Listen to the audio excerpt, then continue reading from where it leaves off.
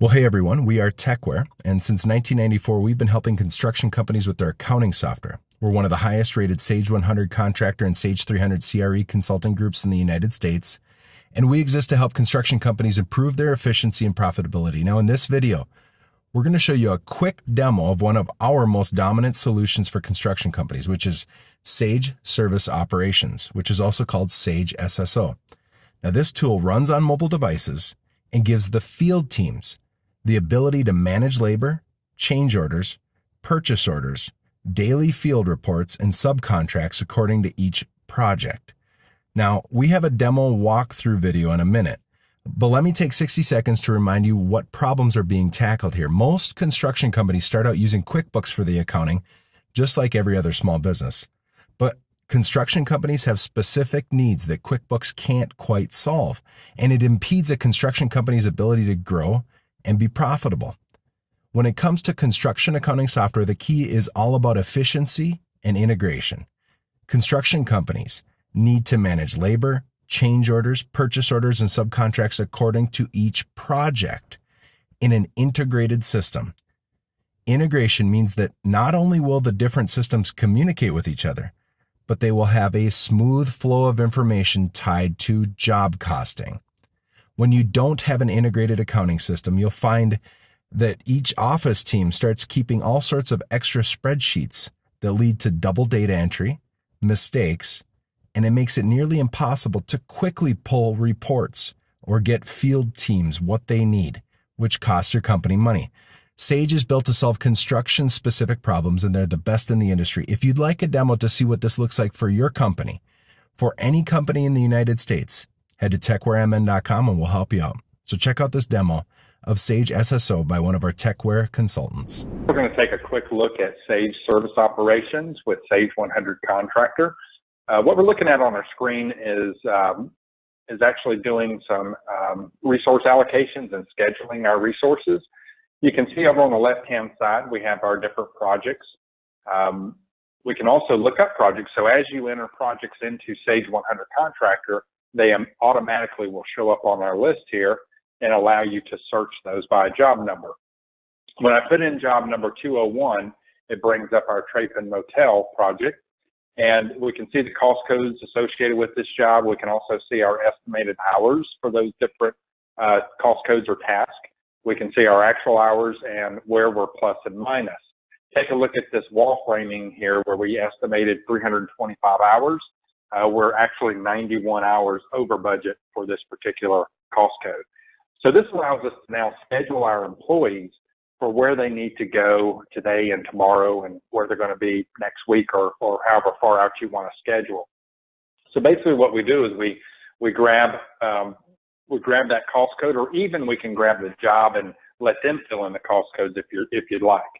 But let's say this slab prep. If I wanted Philip to do slab prep, I can grab it, drag it over, and drop it on Philip's name for today, and it'll actually put that assignment there. I can also drag this over, and when I drag that over, it's going to now extend to tomorrow as well. Maybe I want to be on this job tomorrow.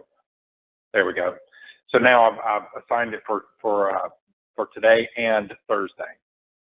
So then when I'm an employee, the first thing that shows up on my screen is my assignments. So when I first log in from my mobile device, I can do this from a tablet, from a smartphone, I can do it from a computer. I can come down and look at today, and I can see that I've been assigned this other project. Right now I'm clocked into, which is green, I'm clocked into this roof framing.